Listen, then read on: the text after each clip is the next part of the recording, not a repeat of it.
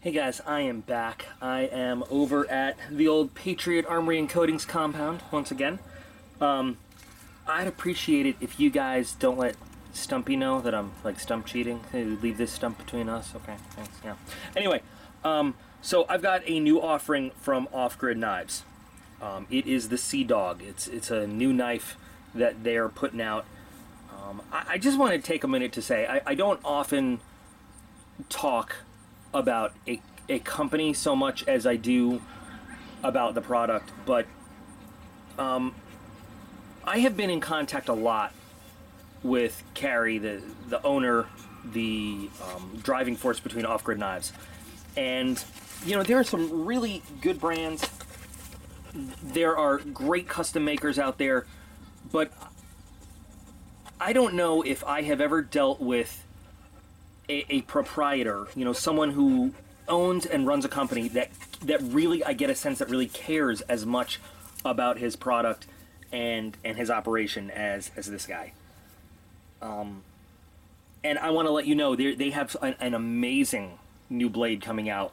I'm not sure if I'm allowed to talk about who they're partnering up with and who they're working with and their production stuff, so I'm not going to. But they're branching out. They're working with more high-end materials, better blade steels. You know, that was something that was brought up a few times.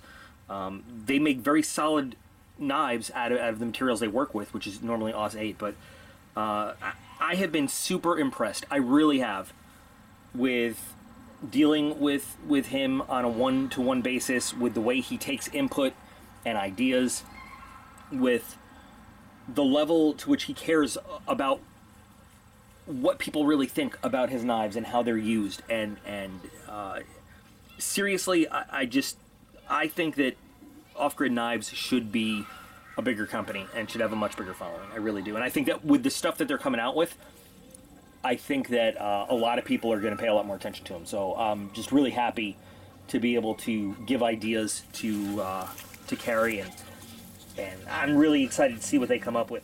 If you hear the kids screaming in the pool, they're all fine, by the way. Everything's fine. So let's take a look at the Seadog.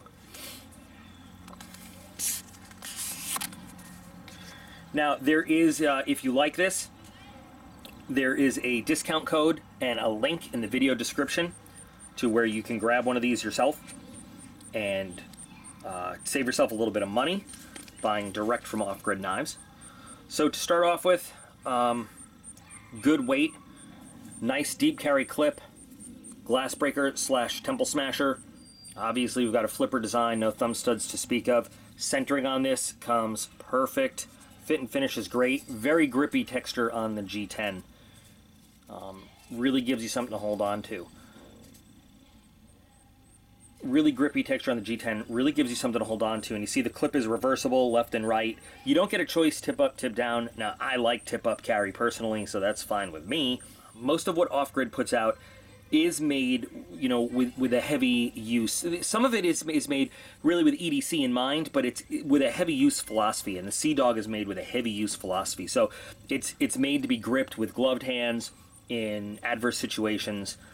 Nice thick piece of steel there.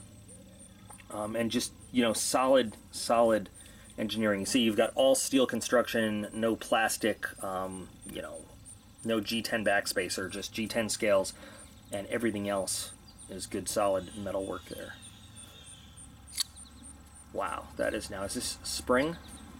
This is spring assist. So very easily one-handed operated, though, even though it is a spring assist. Now, that being spring assist is going to make it a no-go for some people in some places.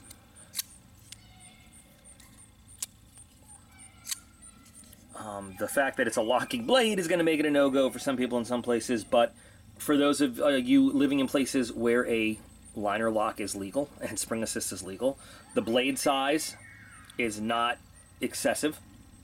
It is a great utility blade shape. I really like it. I've already put a fingerprint on it. Darn. So really nice. I don't know what they're doing in that pool. Really nice satin finish. The sun just came out to let me show you that satin finish. That's awesome.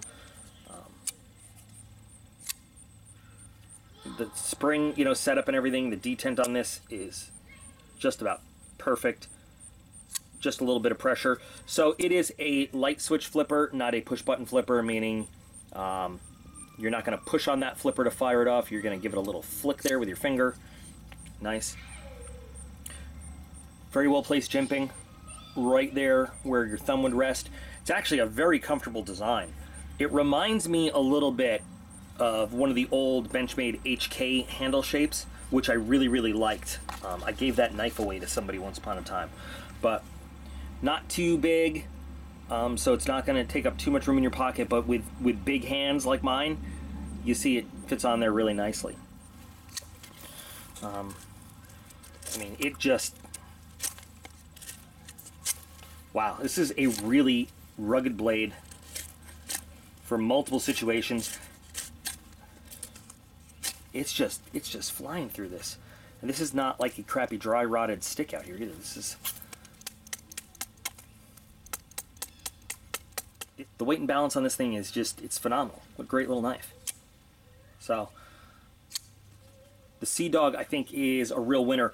It really is possibly my favorite from what I've seen so far from off-grid. And this is probably the 5th off-grid knife that I've tested.